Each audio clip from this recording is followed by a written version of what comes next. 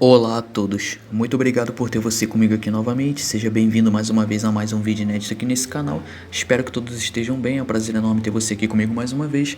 Pessoal, hoje eu gostaria de comentar sobre Jogos Mortais 4, filme de 2007 dirigido por Darren Busman, um filme na qual eles sentiram uma necessidade de tentar reinventar a franquia, né, após a morte então do principal antagonista, que é o John Kramer, né, no filme anterior que eu já abordei aqui no canal, tá?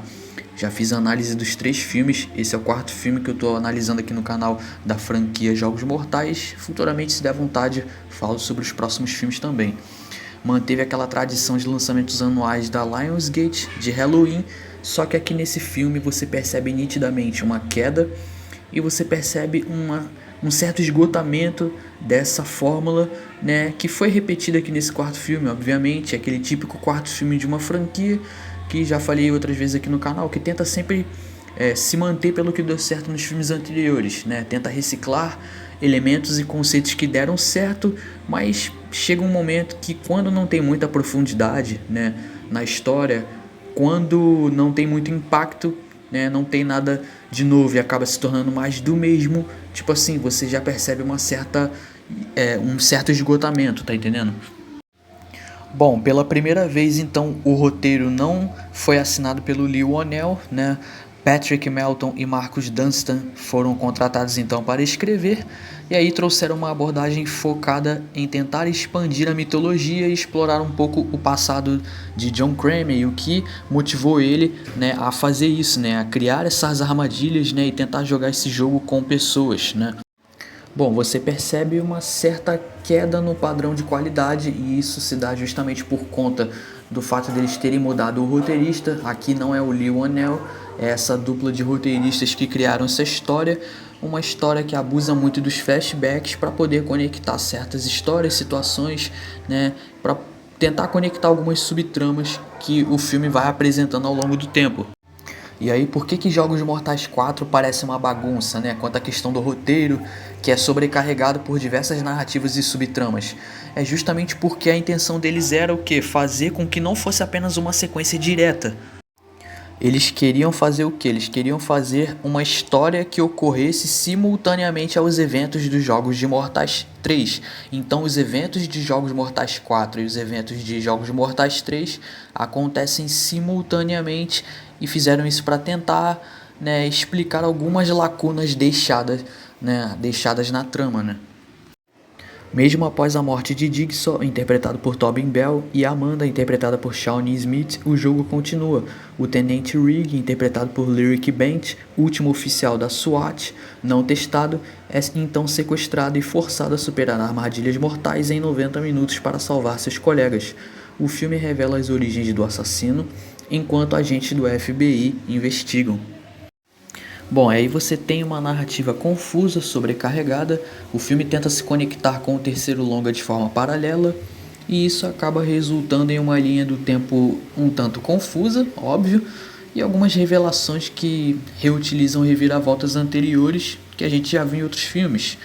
E aí você percebe o seguinte: uma coisa que eu percebo é que a exploração da origem do John Kramer, ela é de certa forma considerada redundante. Por quê? Porque isso acaba de certa forma diluindo todo aquele mistério que mantinha o interesse do público. Então, quando você dá explicações demais, respostas demais, né, acaba fazendo com que, né, o filme tenha uma trama um pouco genérica, né, um vilão com motivações genéricas, tá entendendo? Apesar do Jigsaw, né, ser retratado não como um serial killer, mas sim aquele que propõe jogos, e esses jogos faz com que ele encontre, né, uma forma autossuficiente de mostrar aos outros o valor da vida, né? E aí o espectador que tem que decidir se compactua com isso ou só assiste e incrimina o John Kramer por isso. A partir disso, é possível perceber que Jigsaw vem sendo humanizado desde o segundo filme, justamente para revelar os segredos de seu passado e justificar de alguma forma suas ações. Isso faz com que ele não seja visto como um assassino em série que mata com as próprias mãos, mas sim o justiceiro que promove jogos e deixa as pessoas decidirem por si mesmas, né? O que elas escolhem, quais serão a escolha delas, a vida ou a morte, né? Tentar sobreviver ou morrer, né? Então, são questões pertinentes no filme, né? Bom, e claro que, né, levando em conta esse quarto filme aqui da franquia, né, comparando com os filmes anteriores, aqui você tem um aumento da violência gráfica, né, uma exploração maior do gore, um alto teor expositivo da violência, do gore, né, de armadilhas brutais, né. O filme acaba então focando nas armadilhas, né, e nos perigos que as armadilhas representam, né, foca mais nisso do que na trama psicológica, né? E aí a partir desse filme há uma consolidação então, né, de uma transição da franquia para aquele gênero de sadismo visando o torture porn, né? E a partir daqui você tem o início de uma fase genérica da franquia, onde a fórmula de reviravoltas, né, já parecia previsível e um pouco cansativa. E é aí que eu falo que já havia sinais de esgotamentos claros, porque o plot twist desse filme é um plot twist vazio, né, se a gente for bem sincero.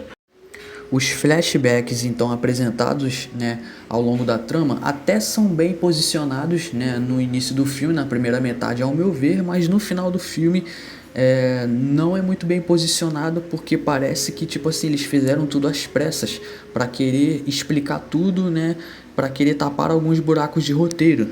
E aí o filme tem que lidar com várias situações diferentes, né? O Mark Hoffman, o personagem do Art Blank, ao mesmo tempo que lida com o personagem do Rigg, o policial Rigg. E ao mesmo tempo também o filme tem que lidar com a personagem da Jill, né, a esposa do John Kramer, interpretada pela Betsy Russell. E aí, para justificar tudo isso, melhor dizendo, o filme ele tem que explorar flashbacks de forma excessiva e algumas das vezes exageradas para poder tentar conectar tudo às pressas. Para Jogos Mortais 4 eu dou uma nota 5.